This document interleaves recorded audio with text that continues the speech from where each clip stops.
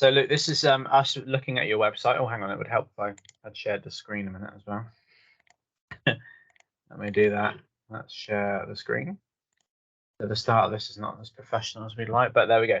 What we're looking at then is your work. And as you know, this is a formative feedback stage. So the idea here is that we just capture some of the key pointers in what we can do to improve and enhance at this stage, and look at where the project's going and all that. How are you feeling about the project at this stage? I'm feeling quite well about it. Yeah, happy? Yeah. Good. And then I obviously didn't do your pitch feedback. Owain saw your pitch. Yeah. What were the key pointers from that? If we start there, then what was the things?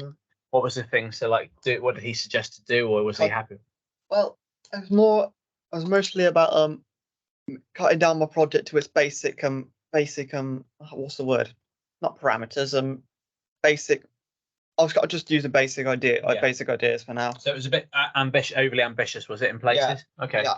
What, in terms of the scale of the map, or no, it's just that all the functions I wanted to programming with literally no Unreal experience. But honestly, now that I've started doing like the doors and stuff, I'm getting a grips with it. Cool. So you're going for start with the basics and then work up, yeah? Yeah. Make like a walking sim version of for the first. Then I'll add all the collectible stuff you can find, and if I have time I will make it into try and make it like basic FPS, just get some like stick figures and put some AI into it. Yeah, that's fine. So that sounds like, so initially I know from what you talked to me about that it was going to have quite a lot in terms of functionality, or you wanted it to be very function driven. Yeah, but that's been reined in a bit, so that's good. I think on the back of that, I would say one thing I'll just quickly say, like, this is great as sorry about the shoddy transcript. Yeah. But yes, predictive text isn't very good. No. The transcript is a nice addition. What I would say in this case, because it takes up a huge amount of space. That was like an emergency thing because I couldn't get the pitch thing. Copy and paste that, put it into a Word document, Luke, and then just embed a Word like file on here. So you know in Wix you can add Word documents, or just it'll essentially look like a little button. The thing is, I'm quite cautious with putting documents and videos on because remember last year. Yeah, the file exceeding limit. Yeah, but a Word document is not that's gonna be like less than a meg, or like, you know, at most, I think, with a transcript in it, just because it's taking up a huge amount of your space. Okay, so just pop that on as like a button that links across, or like that is a Word document. That just I don't know how to use the PDF viewer, so okay, I can show you in this like later. Well, after today I'll show you, so just grab me if you can't work it out. But basically, go add, and then you search for Word, and then it's like it will just appear like a little Word symbol, and it'll let you add that in. So you then upload your Word document with that copied and pasted transcript. The transcript's, worst case, transcript's not essential. The video is more important. So if you can't get the Word thing to work, just rip the transcript off of it. Okay, I don't think it needs that. But your reflection looks good, and you've said what you just said to me about that. So I think that's good. That's a good start. We've got that there. And then after today, the video, this formative feedback can go up there, and that can same page. Yes, and the same sort of thing. So again, don't add the transcript, but do add the or add the transcript in a Word document. But mainly your reflections are more important than what I'm after. Okay. Yeah. Candidate number we don't know. So as soon as you know your candidate number, add that in there. Your proposal form looks like it's fully complete. Are you happy with it?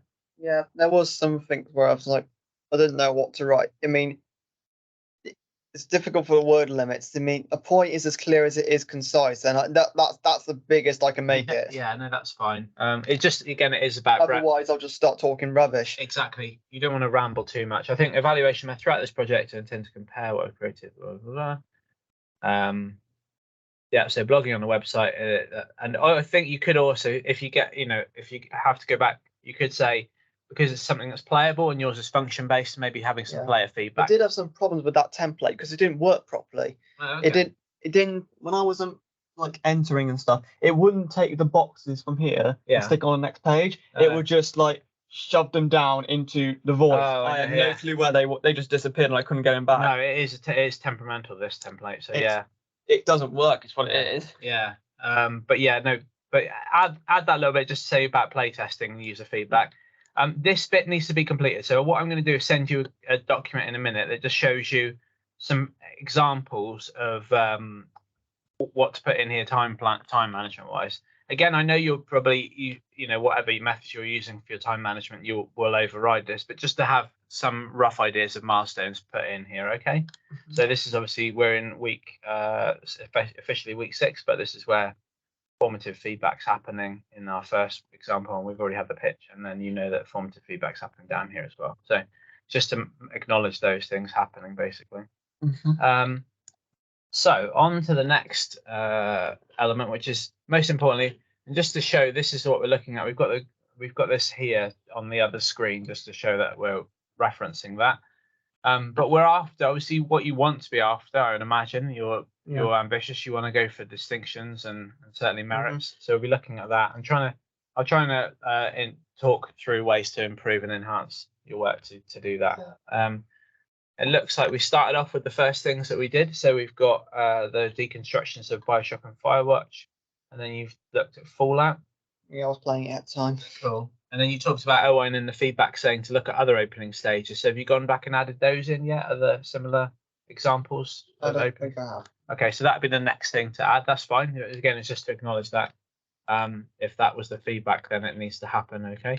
I also think one of the things you could do, rather than just going straight into the Bioshock feedback, which is what the opening stage that we did as a group, but maybe just a little bit of an intro to what the project's about in terms of an opening stage and what your thoughts are on the project at the very start. Okay. I really wish there was an easy way to move everything.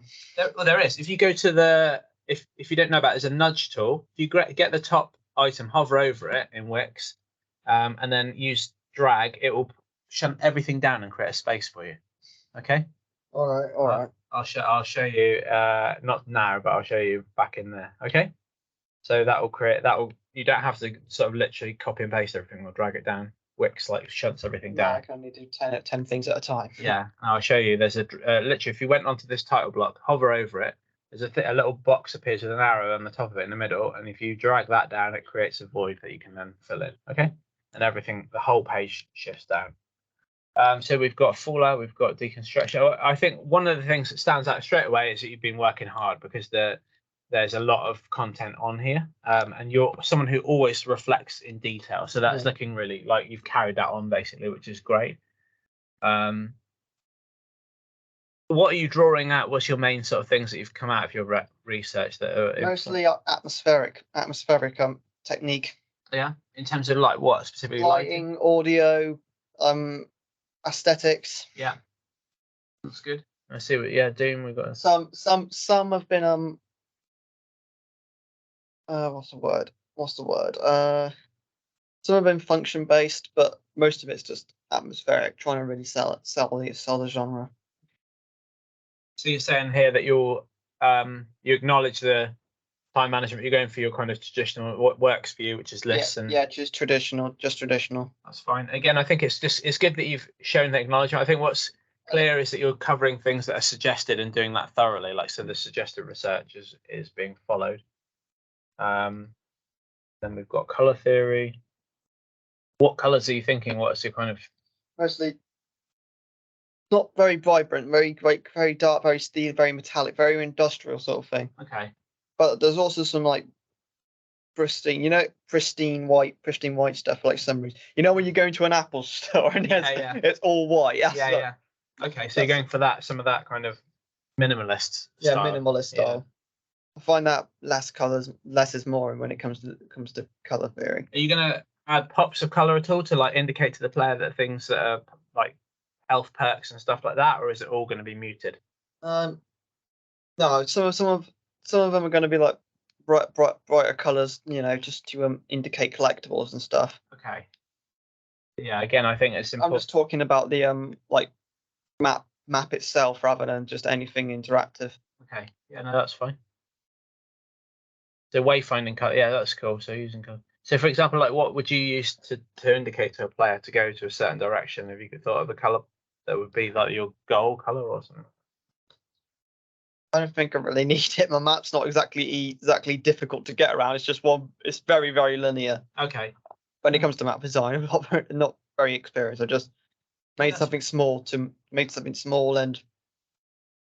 No, that's fine. I think that's so I could actually finish it. Yeah. Instead of just making this really complex dungeon. Yeah, but even so, like I think one of the things to think about is, you will know how you expect a player to go through, but again, a light above the door will, if it's green, it will draw you in that direction. Do you know what I mean? If you've got two two corridors to go down, you still need to think about like what you've learned and applying what you're learning here and showing that in your design. Okay. And we've got some really nice. It looks like what you're saying in here is really thorough. I think it's like nice. It's just making sure that your research is then linking to what you do, basically. And what are you looking at when you go to WASD? I could not find any similar tiles to what I was doing. Okay. The only one I could find that was even remotely similar was System Shock. I was going to say System Shock is going to be surely similar. Like I think the rest of them are just like top down adventure things. Yeah. Top down hack and slashes. Yeah. I think like this will be lovely in terms of especially if you get to play it, like the idea of seeing what we did last time, the modular systems of like interlocking panels and stuff, how that's done, and but the complexity where we see like these floor panels look really detailed, don't they? And they are detailed, but then they can be repeated over and over with slight changes. So it's things like that and taking that on board. I always keep the reference images at the bottom just so I can refer to them. Great. Quicker. Yeah, and then we've got a load of I have to references. scroll through 1,000 lines worth of text Cool. to find them. So what other research do you think you need to conduct then, Luke, at this stage? What's on your plan? All the things that you know are missing or not? I don't think anything's missing. I don't think anything's missing, really. Okay. I don't see what else I could possibly do. No. I think we've got definitely a really strong basis of and I think the research will go into more technical research as you're making things. Yeah, technical research is more do. Yeah. But I'm feeling that sort of stuff will go on the practical skills page next to the YouTube videos and good. Yeah. I think a couple of things that you could look at, as I say, is modularity. I don't see like a direct reference to it there, and I know we talked about it. We did it a bit in last term's project, but the idea of looking at how modular systems work in, say, System Shock or in Dead Space or in relevant titles to yours, okay, and trying to get that across will be important. Equally, let's say Half-Life and things. So how we get that feel and that aesthetic through essentially items that click together. Because I know you've been looking at modularity. When I've seen you working, you've been making a building system, haven't you? Yeah, well, I sort of accidentally made it. I didn't realise I made it until after it was made. Okay. And there's a great big white space at the bottom of that page I forgot to fill in. Well, yeah, no, but that's something that can be added to, and that's what I'd say modularity. If whether you've done it by accident, obviously don't say that in your documentation, but like you probably haven't done it by accident. You probably have. Probably some sort of subconscious. Yeah, because we did it last project. We talked about modularity, and the benefits of setting up your pivot points and having all the assets come in and all those things. So, I think when we're looking at it in terms of what we've got here, I'm sort of jumping ahead to this because I'm not feeding back too much on this, but I see what's nice to see is that there's research on here that is linking to what you made. These assets look phenomenal, by the way. This looks really, really good. Like, I'm really impressed with this. I know I said this to you the other day when I saw it, but it looks like really, really nice. And I think like you can see that going back to the reference image you had on the other page, how close your observation is of that. You've obviously put a lot of time into it, which is, as that's such a nice set piece asset, make sure it's used a lot in the game, basically. But are you happy with this process that you've got? You seem to have got a good pipeline for the working in Substance to Unreal. Yeah, I finally figured it out. Yeah, it's great. And you've documented how you've got this done, have you? You've looked at, you've shown your tutorials as well. Yeah. Well, that was that.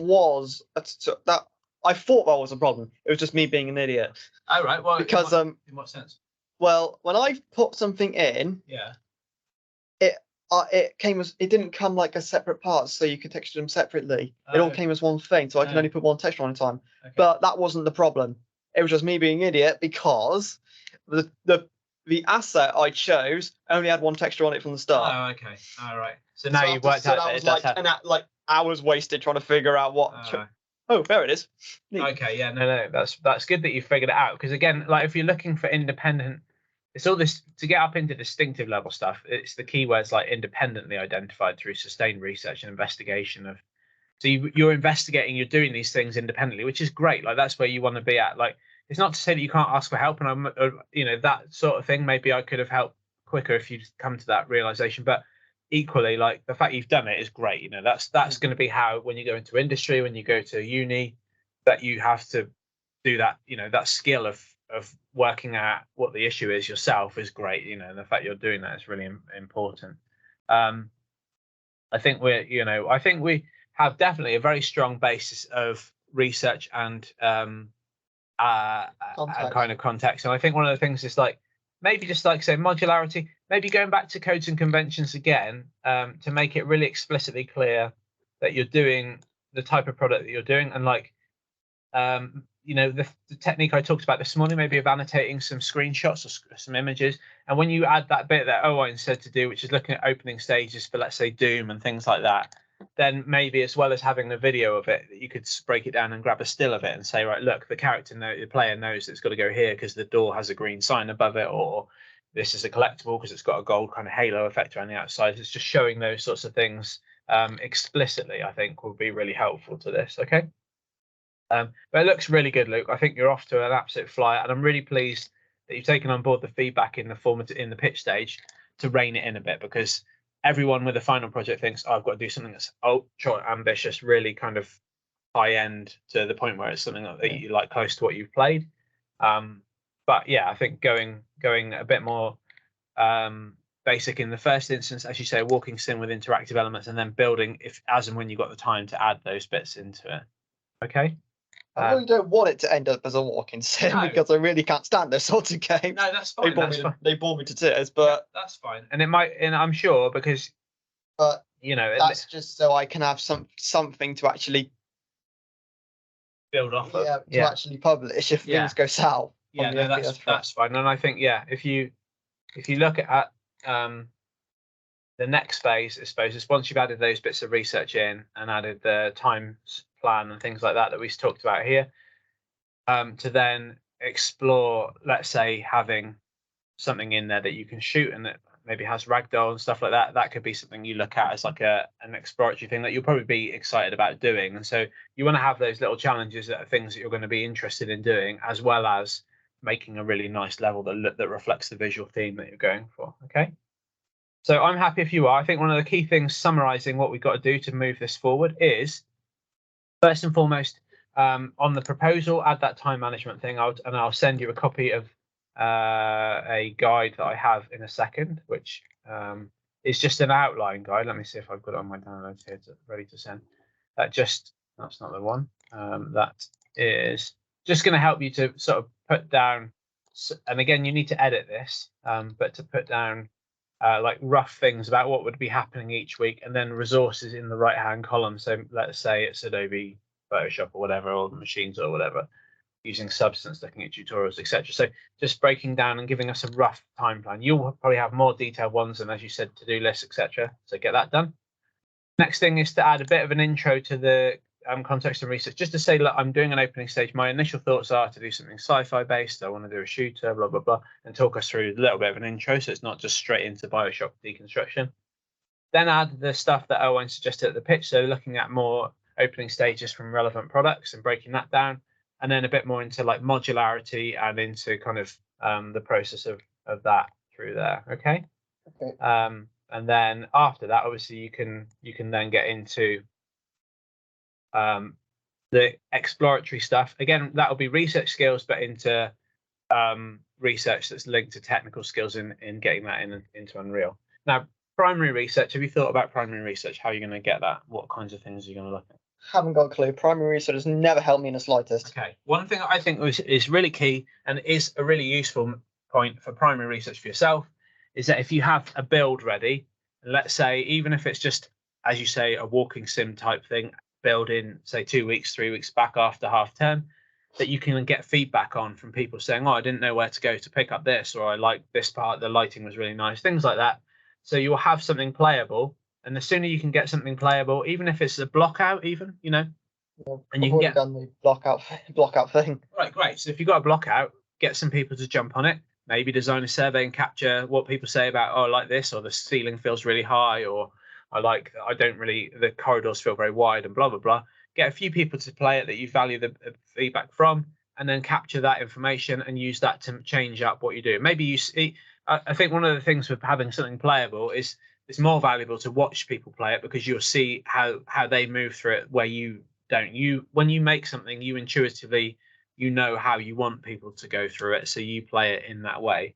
whereas people who've got no preconceptions will often interact with something you've made very differently. So that's a really useful form of primary feedback that's going to steer your project and make it much stronger. Okay, so that's the first thing I'd say. The other thing I'd say primary feedback wise, or primary research wise rather, is to capture stuff that's going to inform you. Now this art style that you're going for is distinctly kind of almost retro wave, or very sort of blocky, let's say 90s 80s sort of style. These kinds of objects, like the key card, for example, it has that Doom reference.